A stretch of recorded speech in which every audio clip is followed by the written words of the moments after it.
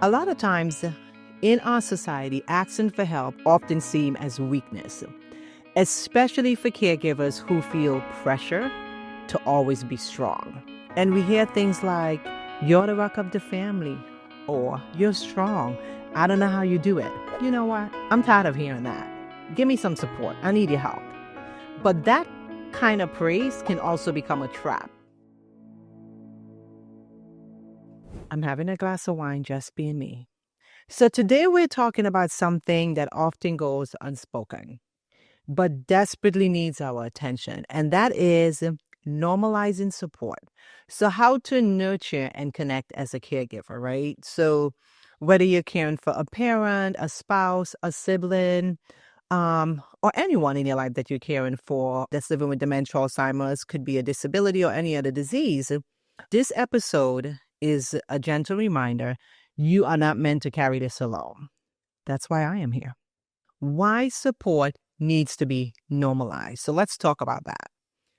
A lot of times in our society, asking for help often seem as weakness, especially for caregivers who feel pressure to always be strong. And we hear things like, "You're the rock of the family," or "You're strong. I don't know how you do it." You know what?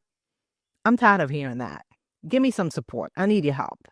But that kind of praise can also become a trap because when you need support, it can feel like you're letting someone down or failing. And people may not want to offer help because they think you just got everything under control. And maybe you do, but it doesn't mean you don't need help. So let me be clear. Needing support is not failure. It's being human, it's honest, and it's wise. And I'll say that again. Needing support is not failure. It's human, it's honest, it's wise. When we normalize asking for help, we give others permission to do the same, right? When we normalize asking for help, we give others permission to do the same. So, what nurturing support really looks like? Let's talk about that. Support isn't just a casserole and a quick text. It's ongoing, intentional, and it's rooted in connection. Because that's what we want, right? We want to build a connection. So here are 3 ways you can nurture meaningful support. One would be emotional support. So someone who listens without fixing, who lets you cry, vent without judgment. This is really golden. And I love this one.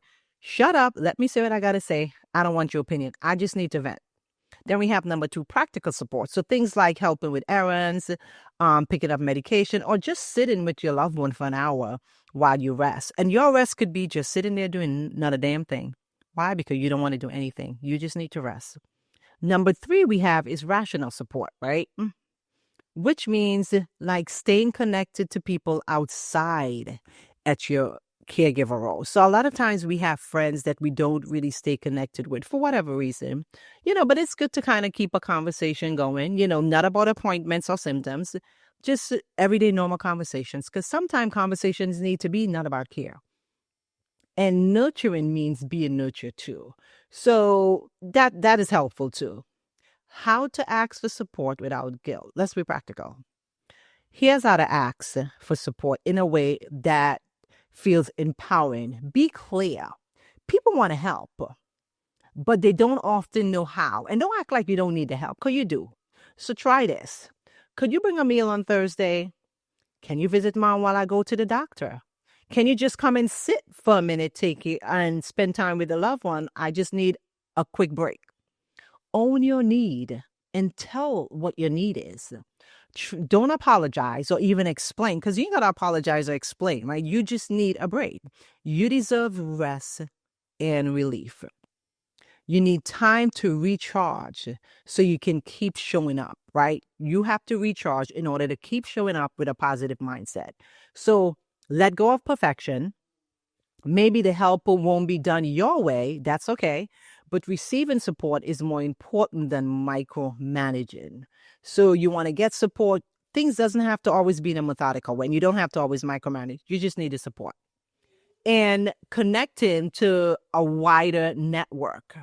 It's not just about asking individuals, it's about plugging into a wider network where you can meet people and talk about different things. It doesn't always have to be talking about caregiving, but you can join caregiving groups and talk about a lot of different things, whether it's online, in person, or through this podcast community like us. And explore faith-based. I mean, many of them will come check in on you. They'll help do volunteer work, and some of them would even bring meals throughout the week and help you. Consider professional help. I can't stress this enough. Whether it's a home care agency or a caregiver coach, having trained support can be life-changing, people. Trained support can be life-changing. When you build this kind of network, you begin to thrive, not just survive. So you deserve support. You were never meant to do this alone. Normalizing support is how we protect our energy. It's how you would protect your health, and it's how you would protect your heart. Let's nurture ourselves and each other. Let's stay connected in meaningful ways, because when caregivers are supported, entire families and community grow stronger, and that's what we want. When caregivers are supported, the entire family and community grows stronger. If this episode spoke to you, share it with another caregiver. Reach out, start a conversation. Subscribe to Caregiver Empowerment Lounge for more tools, inspiration, and support. Support that you can feel and be part of. Until next time, together we make memory care and caregiver support stronger, kinder, and better.